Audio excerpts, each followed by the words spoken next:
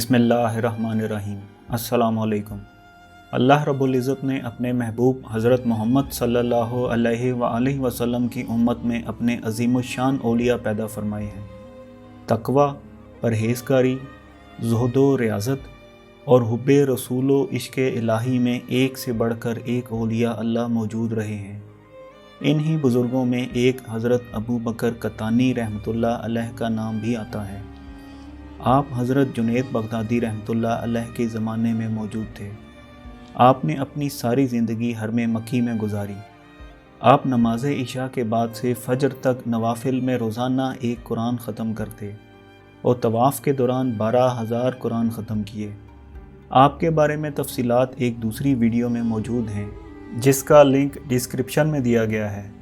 اپنے موضوع کی طرف بڑھنے سے پہلے اگر آپ نے سراغ زندگی سبسکرائب نہیں کیا تو کر لیجئے اور بیل کے آئیکن پر بھی کلک کر دیجئے تاکہ آپ کو ہر نئی آنے والی معلوماتی ویڈیو بر وقت مل سکے۔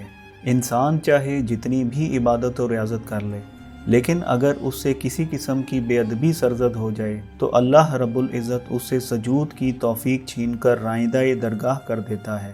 لیکن اگر کسی مقبول بندے اور دوست سے کوئی غلطی سرزد ہو جائے یا کوئی غلط فہمی کا شکار ہو جائے تو اللہ رب العزت اپنی دوستی اور مالک ہونے کا حق ادا کرتا ہے اور اپنے بندے کی کسی نہ کسی طریقے سے اصلاح فرما دیتا ہے۔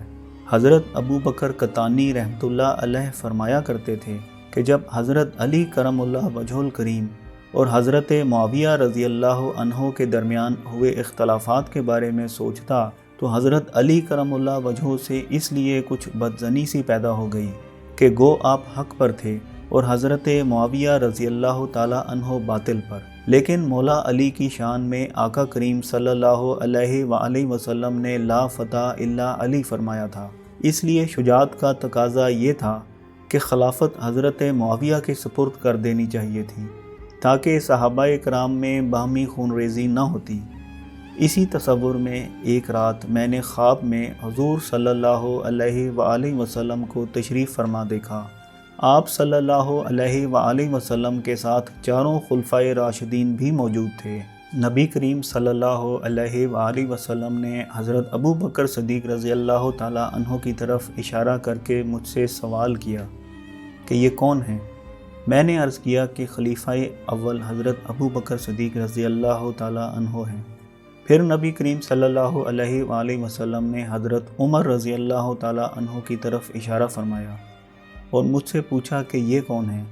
میں نے عرض کی کہ حضرت عمر رضی اللہ تعالی عنہ۔ حضرت عثمان غنی رضی اللہ تعالی عنہ کی طرف اشارہ فرما کر پوچھا کہ یہ کون ہے؟ میں نے عرض کی کہ حضرت عثمان رضی اللہ تعالی عنہ۔ اور جب حضرت علی کرم اللہ وجہ کی طرف اشارہ فرما کر پوچھا کہ یہ کون ہے تو چونکہ میرے دل میں حضرت علی کرم اللہ وجہ کے متعلق کچھ بدظنی سی تھی، اس لیے میں نے اپنی کج فہمی کی وجہ سے شرمندگی اور ندامت کے ساتھ گردن جھکا لی اور جواب نہ دے پایا۔ پھر نبی کریم صلی اللہ علیہ وآلہ وسلم نے مجھے حضرت علی کرم اللہ وجہ کے گلے لگوایا اور جب نبی کریم صلی اللہ علیہ وآلہ وسلم تینوں خلفاء کے ہمراہ واپس تشریف لے گئے تو حضرت علی کرم اللہ وجہ اور میں ہم دونوں اکیلے رہ گئے۔ تو حضرت علی کرم اللہ وجہ نے مجھ سے فرمایا کہ آ تجھے جبل کیس کی سیر کرا لاؤں۔ اتنا فرمایا اور ہم جبل کیس پر موجود تھے اور خانہ کعبہ کی زیارت سے مشرف ہوئے، اور جب میری آنکھ کھلی تو خود کو ظاہری طور پر بھی جبل ابو کیس پر پایا اور وہ بدظنی بھی میرے قلب سے رفع ہو چکی تھی جو مجھے حضرت علی کرم اللہ وجہ کی ذات گرامی سے ہو گئی تھی۔